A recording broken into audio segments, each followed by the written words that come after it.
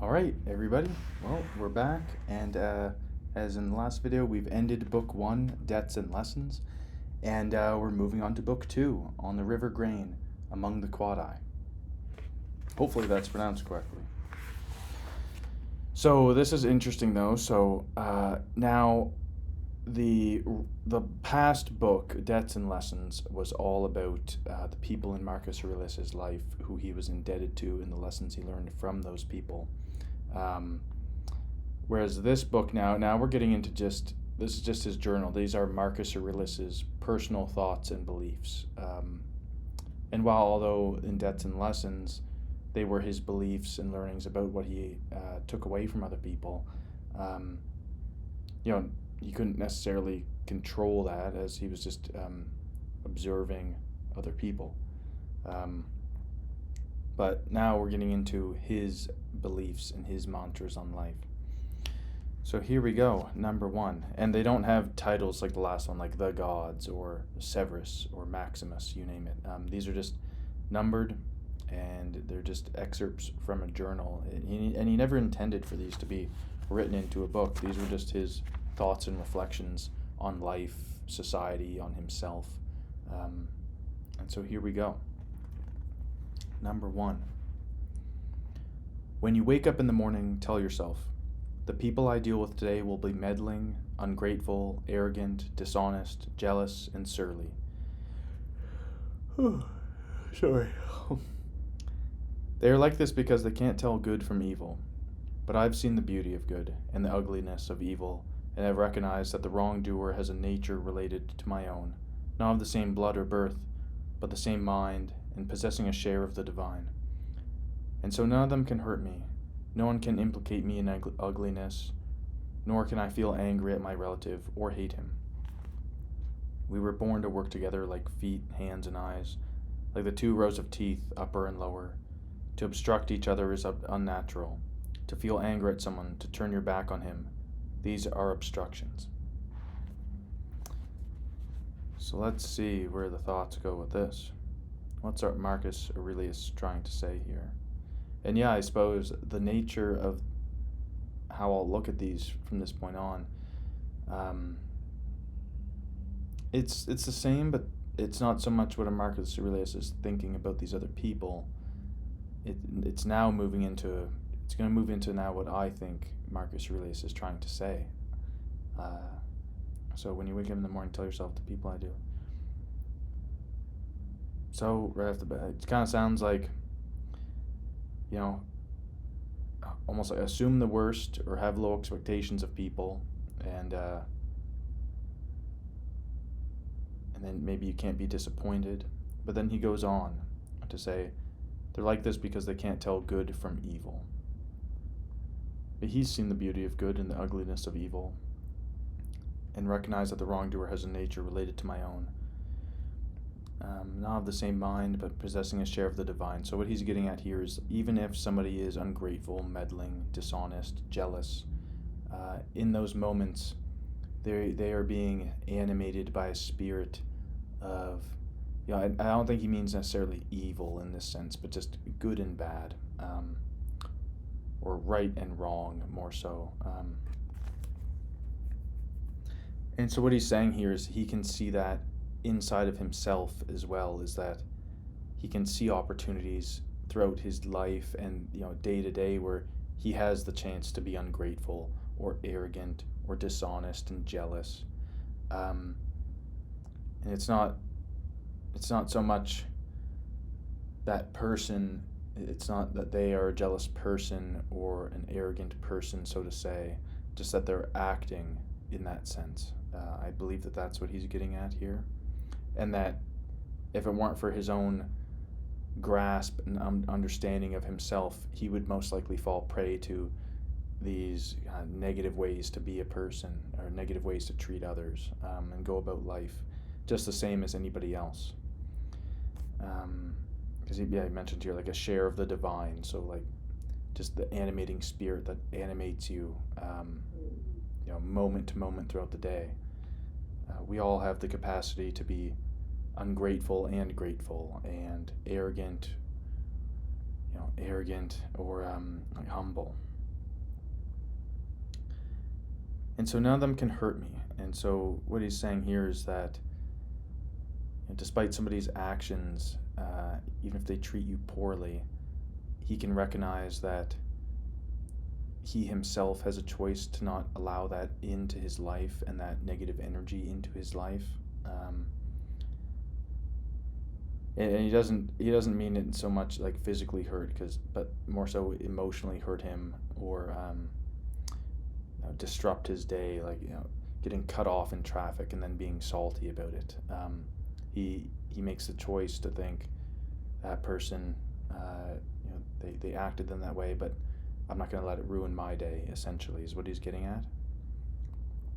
And nobody can implicate me in ugliness, so he won't go down to their level if someone's acting like a prude, being dishonest, maybe to get ahead, or being arrogant to try and force a position or force people to do something else. Or no, I guess that wouldn't be arrogance, but like boastful. He doesn't have to then have a pissing contest with them and try and one-up them, or also be dishonest to other people to try and get ahead. He won't go down to their level. He'll keep on his path. That's what he's getting at here. Nor can I feel angry at my relative or hate him for acting in ways like this.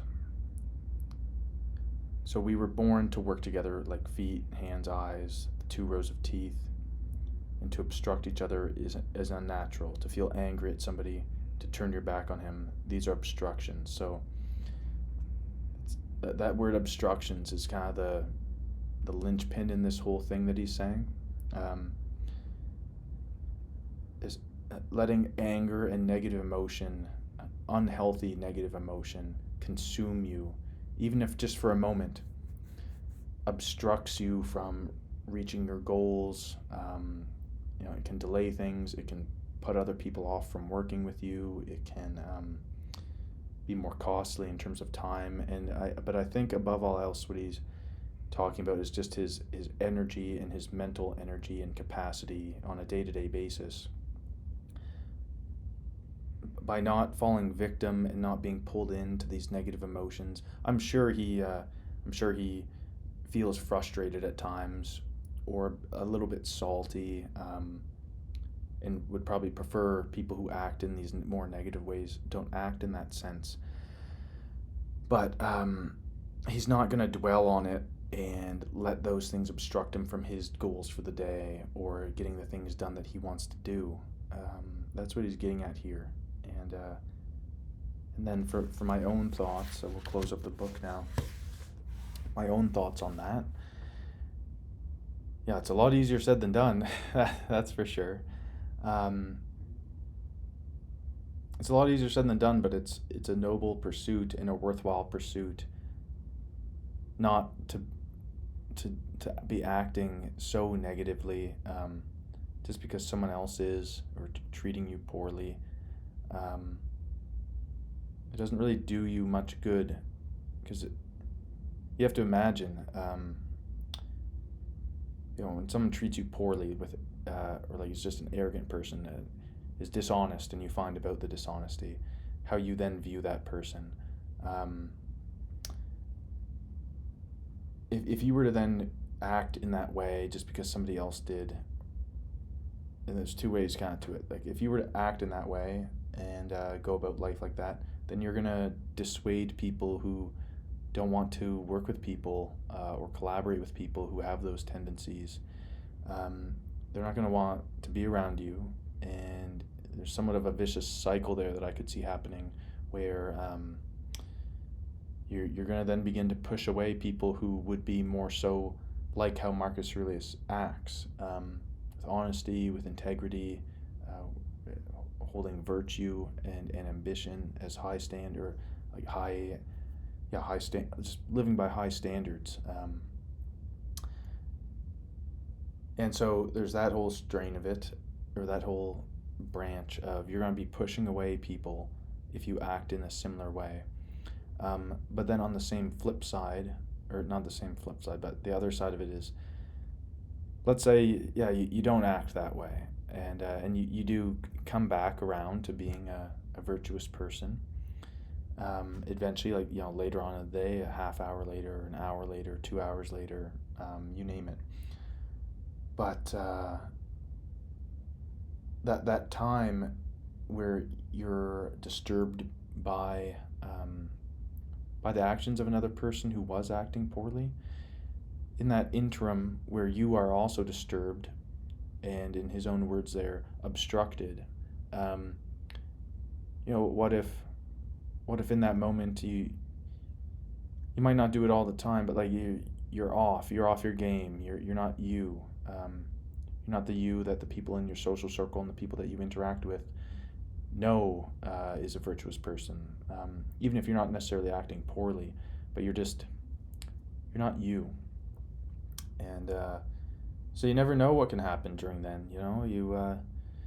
You let this thing disturb you, and maybe the person behind you in line at the coffee shop, where you would have normally struck up a conversation for just a few minutes, maybe you don't, and then so you missed out on that. I think that's what he's getting at here, and it certainly seems true. I'd find it hard to argue. But like I said at the start, though, it's certainly easier said than done, because we live in society, and people are very frustrating sometimes dealing with other people.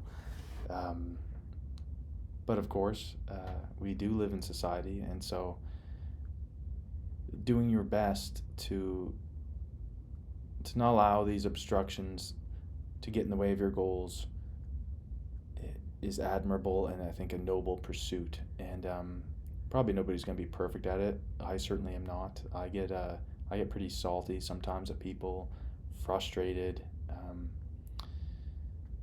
I'll definitely, I'm a fallible person as well, like most people, even if it doesn't seem like it all the time. But just doing your best to get back to being you and striving towards your goals, and not letting negativity into your life. And once you, this is kind of the hard part, but like once you notice it's there, noticing's the hard part. Then once you notice it, okay, what can I do about this? What thought is there? How can I combat this thought? Like, is it really true that my whole morning now has to be kind of lowered because of this interaction I had for 30 seconds or less with somebody else? No, that's not true. And just bringing yourself back to contentness and striving towards your goals. And with that is the end of my reflection on that first passage there of what is it called? The River Quadi, I think. Let's see. Anyways, you know what I mean. On the River Gran, among the Quadi. Thanks for listening.